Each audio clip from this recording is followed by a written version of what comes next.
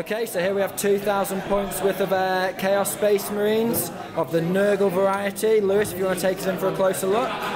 Okay, so we've got 20 cultists, which thanks to Typhus have been turned into zombies, as well as Huron Blackheart, which is the Warlord. We've got 4 squads of Plague Marines. The first one has a power sword, 2 plasma pistols, and they're in a Rhino with a Havoc launcher.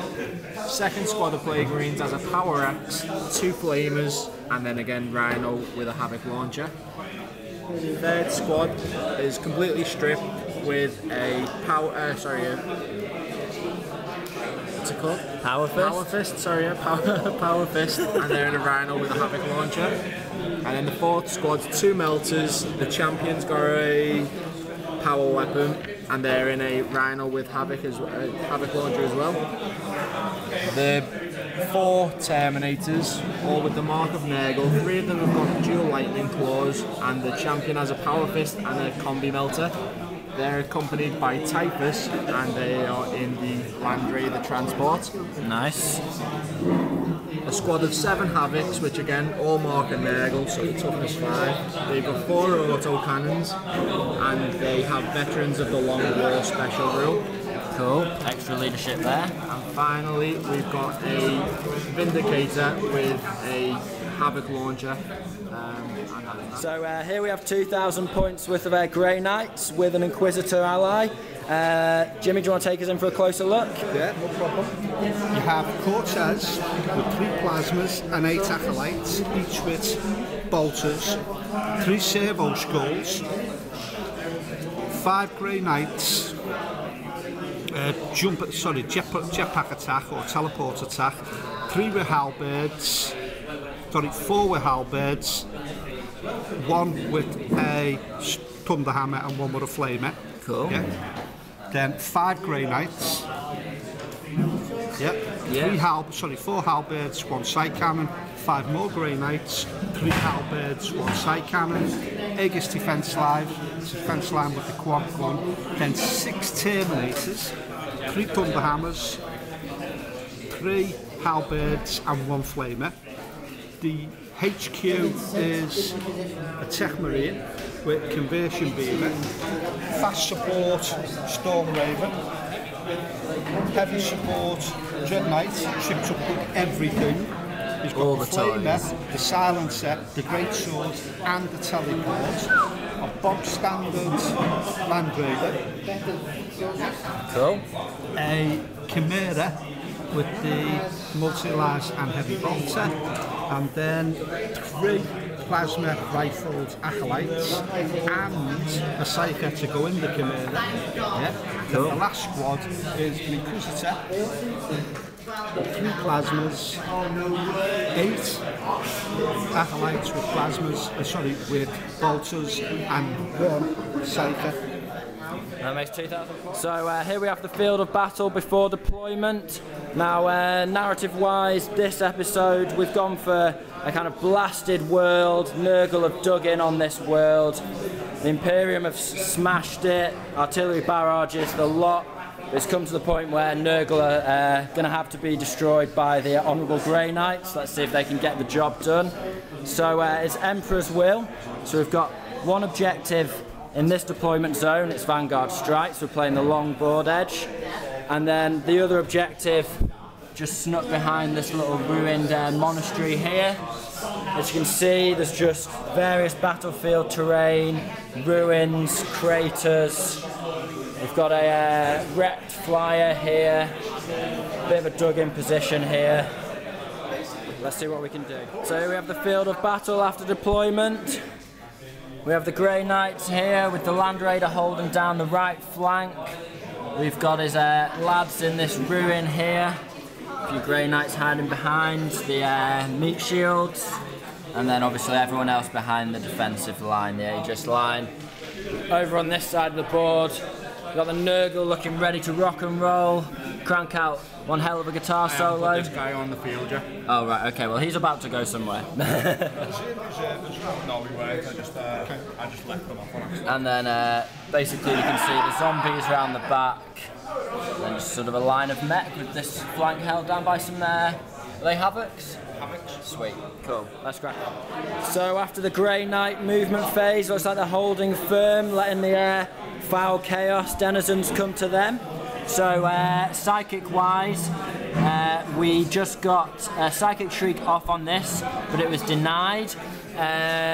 Codex got prescience on himself, as did this squad over here, also got prescience. As you can see, the only real movement was the Dread Knight pushing forward a few inches. So after the Grey Knights shooting turn 1, with a force of some of the most elite warriors in the galaxy, it actually came down to the servitors, the least complex fighters in the Imperium, to do the damage. These boys down here managed to do the majority of the damage to the Havocs that were over here. Then these servitors just in this building here managed to get first blood popping this transport here, and then the remaining member of this squad, after taking a bit more fire from various sources, decided he'd had enough and fled. We got an 11 inches movement and psychic turn 1. These guys managed to immobilise their rhino and have had to stroll forward. I feel his pain there. Happens to me every game. These guys have obviously just strode forward from their wrecked rhino. The cultists, very impressed with the paint job on these cultists, mainly because they are painted, which you never see. Have just strode forward a little bit, and then everyone else has kind of just sat tight and decided to get in a shooting match with Grey Knights, which is a questionable tactic, but we'll see what happens. Oh, in terms of psychic, with the random psychic generation for this guy, he just got a useless power, and obviously the big guys are not on the board yet. So let's move on to shooting. So after losing their Havocs in the first turn, Chaos have done pretty well in the shooting phase. Havoc launchers from the Rhinos managed to put some fire onto Cortez's squad, took out a Plasma Servitor and 4 Acolytes, 5 Acolytes. 4 Acolytes, wasn't it? 4 Acolytes. And then these guys over here put some bolt of fire into the Acolyte squad here, killed a couple, and they broke and have run back a little bit, 9 inches to there. That's it. So on to Grey Knights turn 2. So in the Grey Knights movement turn 2, as you can see, the Storm Raven has come in. The Dread Knight, is it? Dread Knight's pushed forward, looking to get a little assault on those boys there. Everything else stayed put, psychic-wise. Everyone got prescience, that was it. Let's crack on. So after Grey Knight shooting, turn 2, the Dread Knight managed to put a wound on and kill one of his victims. Well, future victims, I would imagine. One of these guys was capped by one of Cortez's servitors. Then basically every vehicle was reduced to snap firing. No actual explosions though, so to speak. These two, the Rhinos, they can't actually shoot because they're Havoc launchers. Of course, the Land Raider has no problem snap firing the last cannons. That's it. So the Grey Knight made it into Assault unscathed, despite the 2 flamers in this squad. So Jimmy's hitting on 3s, wounding on 4s. Oh, wounding on 2s rather. Killing on 2s. Let's go. So that's Mastercrafted, reroll that 1 there, Jimmy. Excellent. And then killing on 2s, so that's 3 dead. 3 dead before we start. Nope. Loser. Nothing in return. So take your leadership, or are they fearless? Yes. Awesome. So in the Nurgle movement turn 2, these guys are rocking forward on top of their Rhino. These guys hopped out of theirs. Everyone seems to be pushing forward a little bit, including these guys. And then the Havoc over in the far corner. Yeah, it's pretty much over this guy's head, isn't it? This guy, yes. Okay. So first shot of the shooting phase, the Vindicator's going to try and pop a shell into this building, killing everyone inside and outside. We've got a direct hit, that's what we wanted. So let's see what... So there's 11 wounds, hits on the Inquisitor, killing on 2s, the Inquisitor squad. So that's 11 dead. There's 11 dead. 11 dead, yeah. One. And then on the other squad there was 4 hits, so this is again killing on 2s, so that's 3 dead from the other. Not bad for the first shot with that model. Not bad. So after the chaos shooting turn 2, things have taken a turn up for the Bucks. As we saw earlier, the Vindicator left a large hole where once there were many faithful to the Emperor. The only other thing that went off was this guy just slung a random shot up here and killed one of these Grey Knights in the ruin. So Lewis has thrown more fuel onto the fire with these Nurgle Plague Marines over here. So Jimmy's going to see if he can hit on 3 kill on 2s. So that's terrible. But mastercraft it, so reroll your ones. What would you do without me, eh? That's 1 dead. 2 Plague Marines attacking with the Plague Knives, hitting on 4s. Nice. Should have saved those for the wounds, mate. Wounded on 4s with poison, is it? Wounded on 4s with poison. When you pick your dice up. So that's 3 saves.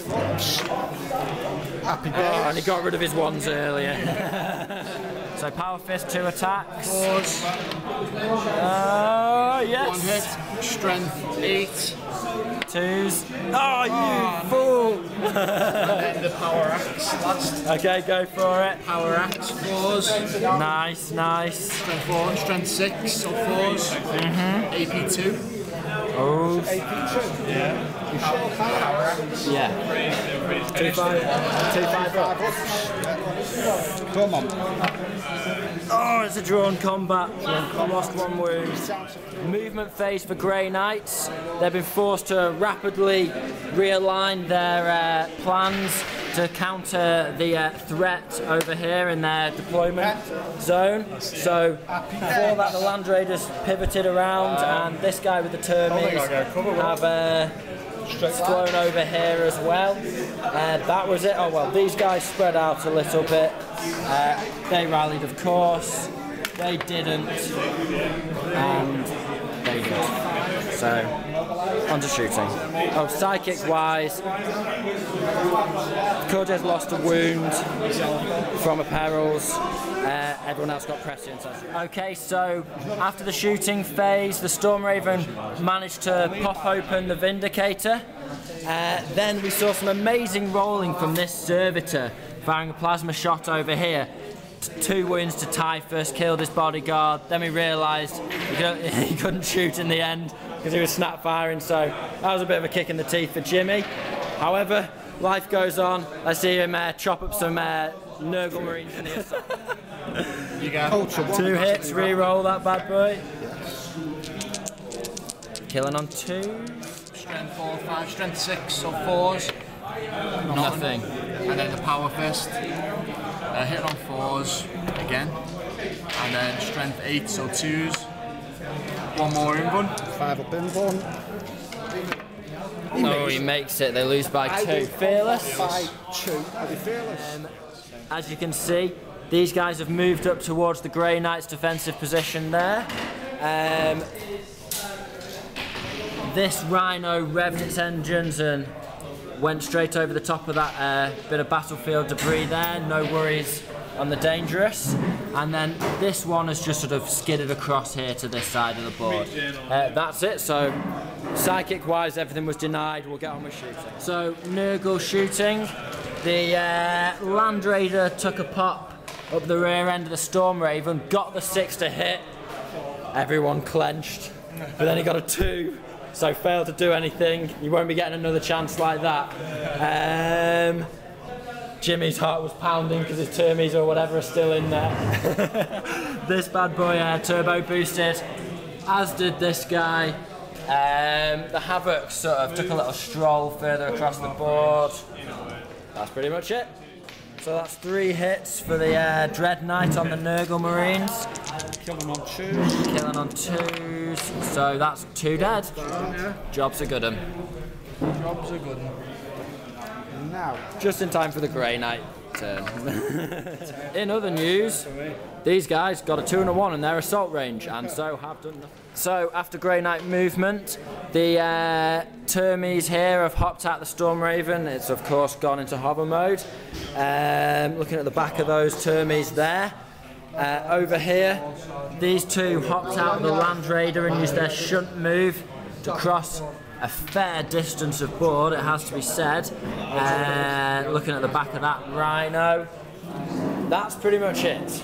So we'll get on with shooting. So after the shooting phase for Grey Knights, they popped this transport, and then the Chaos Marines inside hopped over the wall in their disembarkation and got strafed by plasma, so there's only one guy left.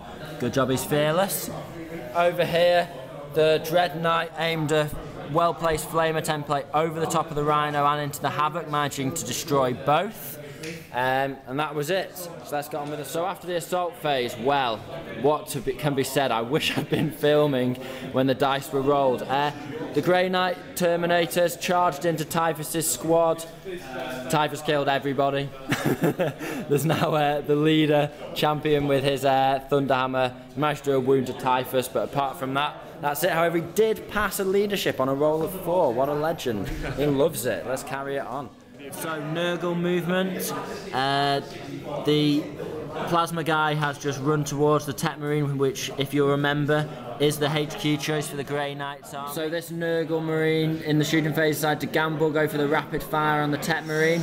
Did 2 wounds, but the Tet Marine saved one of his invuns. Lucky to survive that assassination attempt. Also, these Plague Marines managed to strafe the Inceptors over here, wiping them out.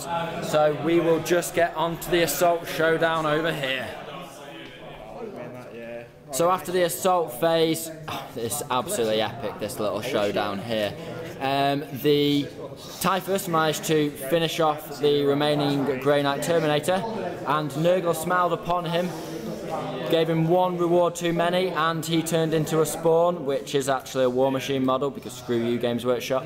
And we're not removing Typhus from play, just because we haven't got spawn. So after Grey Knight movement, these cultists are probably feeling the pressure a little bit from this Dread Knight. I mean, they're fearless in the rulebook, but I wouldn't be fearless if I had this bad boy staring down at me. That was it movement-wise. Oh, the Storm Raven flew over here. Is that did the Storm Raven fly over there? Yeah. Okay, and the Storm Raven flew over here. Pretend he's on that base. So Grey Knight shooting's been a bit game-ending. He's tied up a few loose ends, it seems. Although obviously there is more to play for, but he kind of did what he needed to do there. Killed this guy, strafed him with everything, had no problems wiping him out, so his HQ's safe. Killed the spawn here, unsurprisingly, with these bad boys, so that's line breaker gone. And then over here, if we just pretend this Storm Raven's flying here like magic, he managed to take the other last cannon off the Land Raider and do another hull point. Yeah, so that means Land Raider's just rocking a heavy bolter now. In the assault phase, the zombies clambered all over the Dread Knight, managed to do 3 wounds against him, but he saved them all. Then the Dread Knight managed to wipe out 6 of them in return, roughly. So on to Can I wear makeup? So the final shot with this this Land Raider was an absolute well, it was brilliant. He managed to pop his heavy bolter rounds into the Warlord. So after the dust has settled, the battle stands as such. We have Nurgle with their zombies holding on to this objective over here. The Grey Knights likewise have held on to theirs. The Grey Knights do have this Dread Knight in the deployment zone, whereas Lewis lost all his Nurgle in the Grey Knight deployment zone.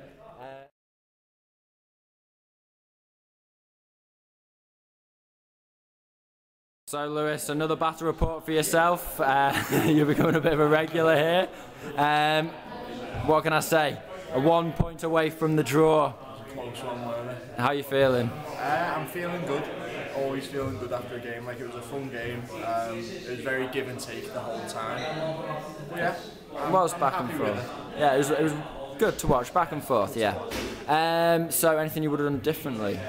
I honestly think there's not much I could have done differently. You can't stop Typhus turning into a spawn. At the table, the odds of that happening. After the kind of the gift he gave Nurgle, weren't fun. Yeah. So, from an observer's point of view, I'm sure we may get 1 or 2 comments about this, but I wouldn't have done anything differently either. I think you played it as best you could. And finally, man of the match. Man of the match, I'd like to give it to the Vindicator. It came on, it wiped out a load of men, but then it was gone, so it was gone as soon as it came. Typhus took out 5 Terminators with his Destroyer Hive, so man of the match goes to Typhus, even if the gods don't think so. So Jimmy, first bat rep with the Grey Knights as well, new Codex, got a win, how are you feeling? Fantastic, brilliant opponents, played me brilliantly, so I'm quite pleased with the win. That's it. Man, a few words. Okay, anything you would have done differently?